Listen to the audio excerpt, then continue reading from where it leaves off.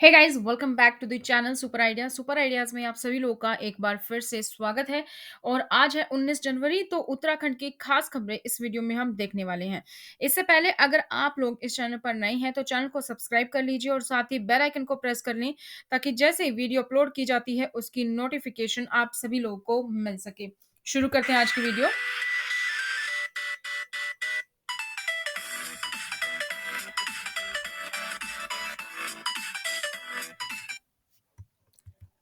तो Uttarakhand live news आप लोग के लिए आती है हर रोज़ ठीक 7 बजे। आज थोड़ा-सा लेट है। तो शुरू करते हैं वीडियो को। चुनाव का की बात करें तो कांग्रेस उम्मीदवारों की लिस्ट आज जारी हो सकती है। 30 विधानसभा सीटों पर पेच फंसा है। विधानसभा चुनाव 2022 के लिए कांग्रेस के उम्मीदवारों की पहली लिस्ट जल्द जारी हो सकती है। बुधवार को होने जा रही केंद्रीय चुनाव समिति की बैठक में उत्तराखंड की सभी 70 सीटों पर विचार विमर्श किया जाना है। माना जा रहा है कि कल कांग्रेस एक कैंडिडेट वाली सर्वसम्मति वाली सीटों की पहली लिस्ट जारी कर सकती है। संपर्क करने पर प्रदेश अध्यक्ष गणेश गोदियाल ने बताया कि राज्य की सभी सीटों का ब्यौरा सीईसी को सौंपा जा चुका है। सीईसी इन पर मंथन पर अंतिम निर्णय लेगी। भाजपा विधायक देशराज करणवाल ने की मतदान तिथि बदलने की मांग। पंजाब के बाद उत्तराखंड में उठी आवाज। तो भारतीय जनता पार्टी के झबरेड़ा विधायक देशराज करणवाल ने चुनाव आयोग को पत्र लिखकर उत्तराखंड में चुनाव की तिथि बदलने की मांग की है। उन्होंने कहा कि 14 फरवरी को गुरु रविदास जयंती है, इसलिए राज्य में भी पंजाब की तर्ज पर चुनाव की तिथि को बदला जाए। विधायक देशराज करणवाल ने बताया कि मंगलवार को उन्होंने दिल्ली में चुनाव आयोग के अधिकारियों को इस संदर्भ में पत्र सौंपा है। उन्होंने कहा कि उत्तराखंड में भी हर साल गुरु रविदास जयंती मनाई जाती है और बड़ी संख्या में इस संदर्भ में आयोजन होते हैं। ऐसे में जो कि उत्तरा पंजाब की तरफ पर उत्तराखंड में भी चुनाव की तिथि को आगे बढ़ाया जाना चाहिए। दोपहर बाद मौसम ने ली करवट। केदारनाथ, बद्रीनाथ धाम और हेमकुंड में हुई बर्फबारी। दोपहर बाद उत्तराखंड में मौसम ने करवट बदल ली है और ऊंचाई वाले इलाकों में बर्फबारी हुई है। वहीं इससे पहले मंगलवार को दिन भर देहरादून में मौसम साफ बना रहा, चटक धूप खिली रही, जिससे कि ठंड में राहत मिली। मंगलवार को दोपहर बाद चमोली जनपद के ऊंचाई वाले क्षेत्रों में बर्फबारी हुई, वहीं निचले क्षेत्रों में तेज हवाओं के साथ बारिश हुई। बद्रीनाथ धाम, हेमकुंड साहिब, फूलों की घाटी, रुद्रनाथ, लाल माटी, गोरसो बुग्याल, ओली सहित ऊंचाई वाले क्षेत्रों में बर्फबारी हुई। जोशीमठ, गोपेश्वर, मंडल घाटी, उर्गम घाटी, पोखरी सहित निचले क्षेत्रों में बारिश हुई, जिससे कि कड़ाके की ठंड पड़ रही है। सुबह से ही मौसम साफ बना हुआ था। 11 साल में तीसरी बार सबसे ठंडा गुजर रही है जनवरी। मौसम के पूर्व अनुमान की माने तो उत्तराखंड में जनवरी महीने का दूसरा हफ्ता सबसे ठंडा गुजरा। वीकेंड पर कोहरे के साथ शीतलहर ने ठिठुरन भारी ठंड में इजाफा किया। हल्द्वानी और आसपास के इलाकों में अधिकतम तापमान लुढ़क कर 12 डिग्री सेल्सियस पर आ गया।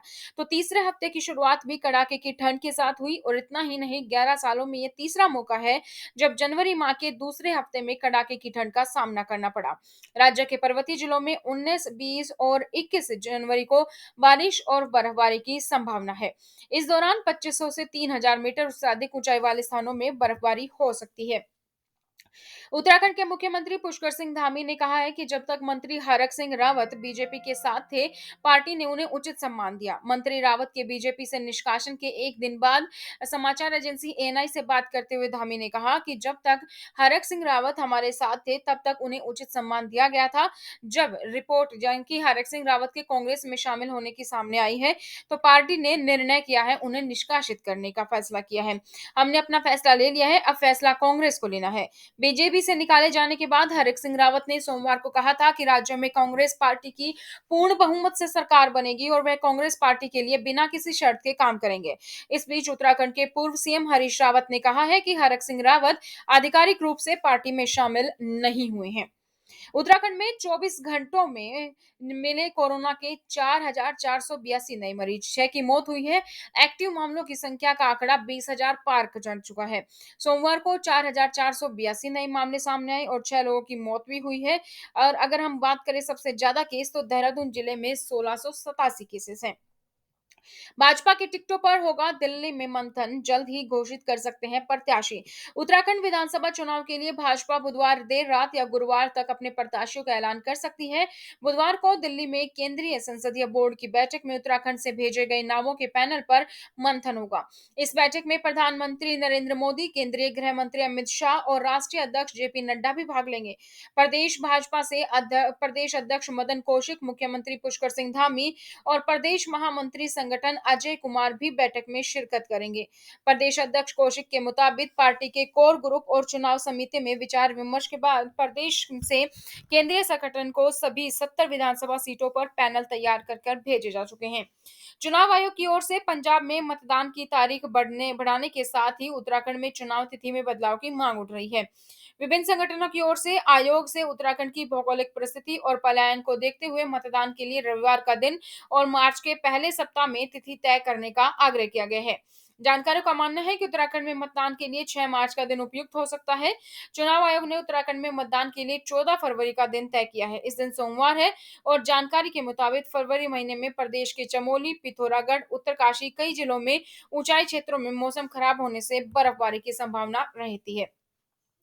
बीजेपी उम्मीदवारों की आने वाली है सूची तो केंद्रीय पार्लियामेंट्री बोर्ड में 19 जनवरी को लगेगी मोहर। उत्तराखंड चुनाव 2022 के लिए बीजेपी प्रत्याशियों पर बुधवार को फैसला होगा। नई दिल्ली में केंद्रीय पार्लियामेंट्री बोर्ड में सभी सीटों के लिए भेजे गए पैनल पर चर्चा होगी। उसके बाद उपयुक्त प्रत्याशी पर मोहर लग जाएगी। पार्टी नेताओं का कहना है कि गुरुवार को पार्टी की पहली सूची आने की उम्मीद है। 2022 के विधानसभा चुनाव के लिए भाजपा की ओर से प्रत्याशी चयन की प्रक्रिया अंतिम चरण में है और इसी के तहत बुधवार को नई दिल्ली में पार्टी के केंद्रीय पार्लियामेंट्री बोर्ड की बैठक बुलाई गई। गणतंत्र दिवस परेड में इस बार राजपथ पर नजर आएंगी देवभूमि के डोबरा चांठी पुल की झांकी।